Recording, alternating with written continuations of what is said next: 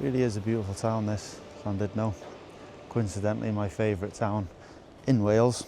So welcome everyone to Llandudno, where today I want to talk to you about a lens that I've had in my kit bag for quite a while, and that lens is the Canon 28-70 f2.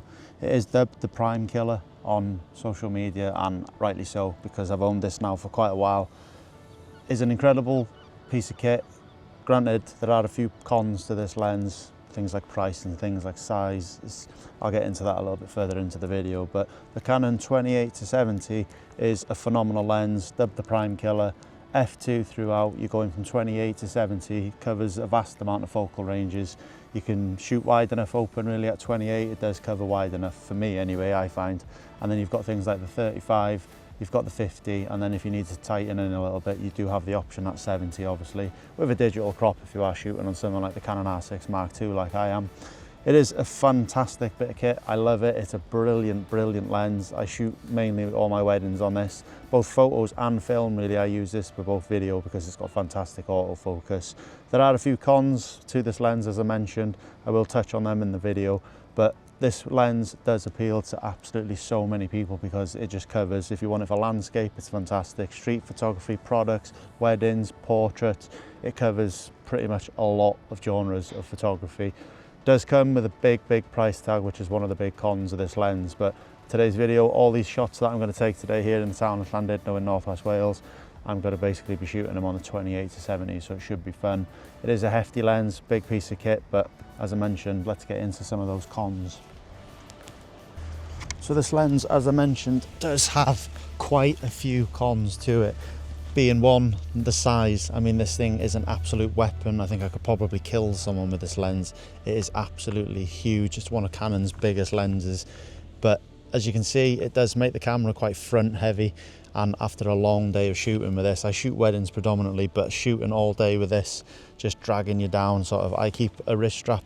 I have a Peak Design wrist strap, quick capture clips on these, just so easy access to make sure that my camera is nice and safe.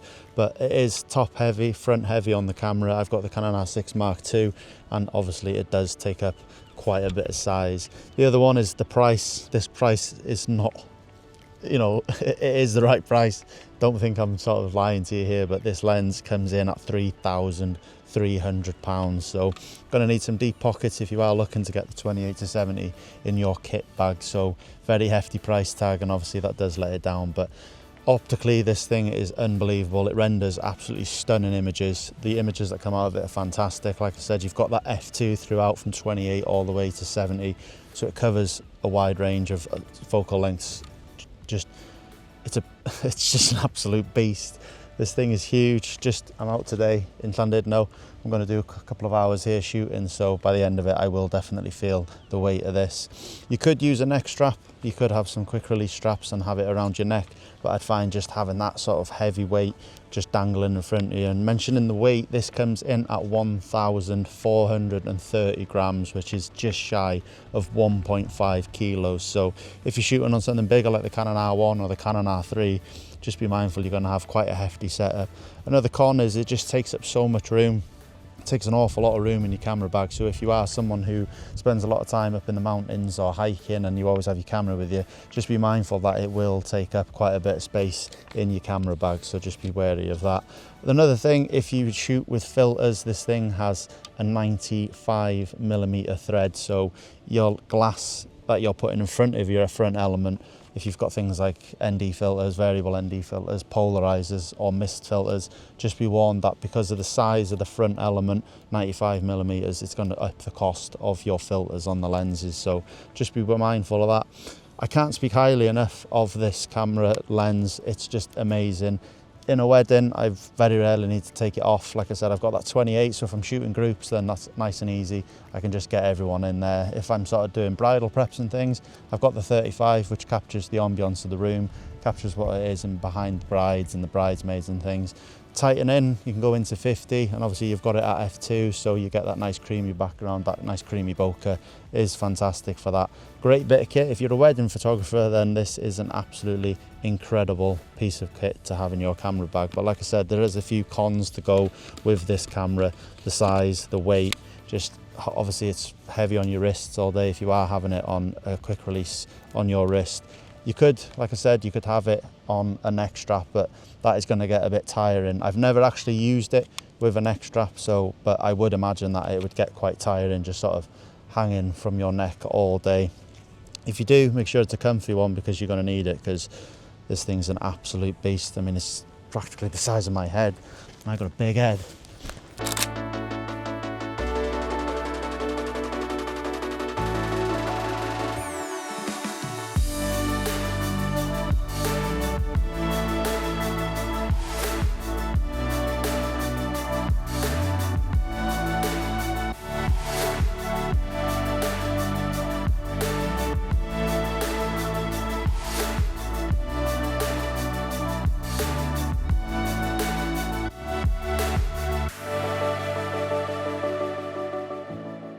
So having gone over the cons, obviously the size, the weight, the price, who do I think this lens would best suit? Now for me, I think if you're a wedding photographer and you're willing to take the weight of this lens all day, that doesn't bother you too much, then I think this is probably the #1 lens that I would go for.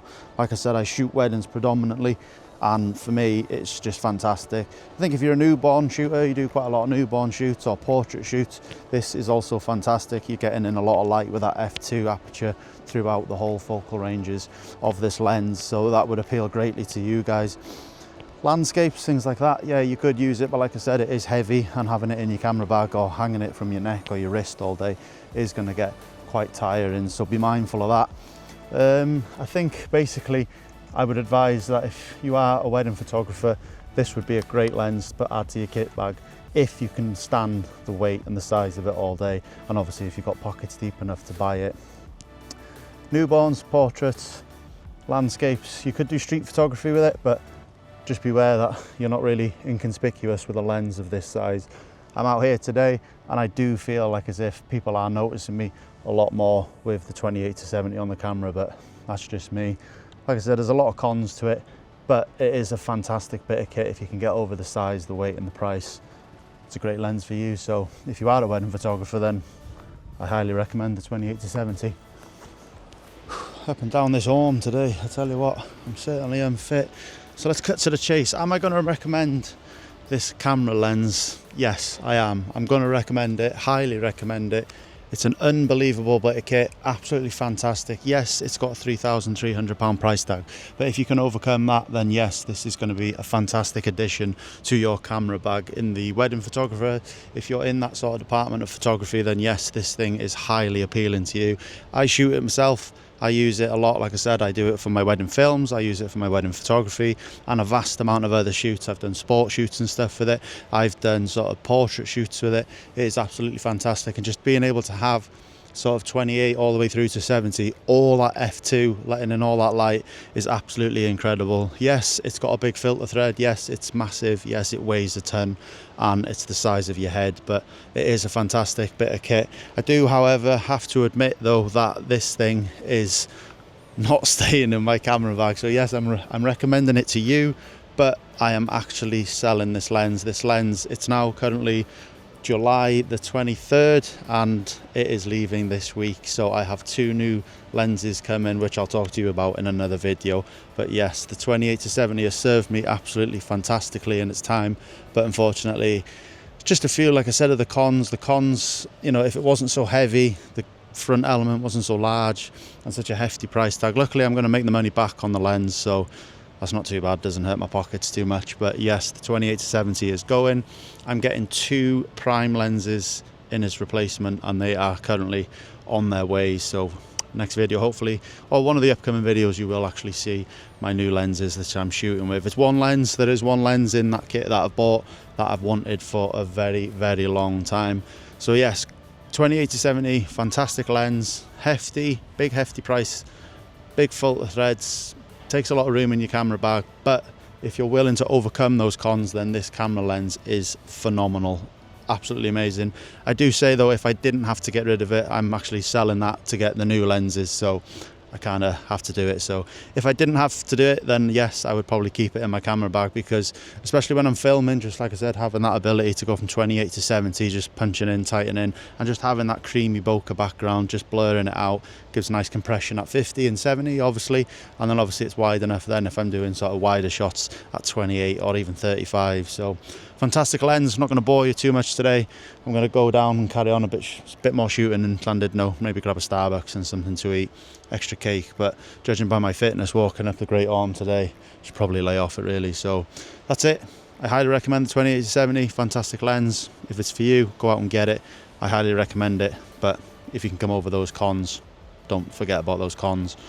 And that's it. See you all in the next one. Peace. One thing before I go, this being dubbed the prime killer, do I agree with it or do I disagree with it? I agree with it. It is definitely, I can see why they call it the prime killer. Like I said, it covers quite a few prime ranges, 35, 28 even, and obviously the 50, and then you've got the 70 as well, all at f2. So yes, having used this lens, I can get on board with why it's called the prime killer. So I 100% agree. That's it.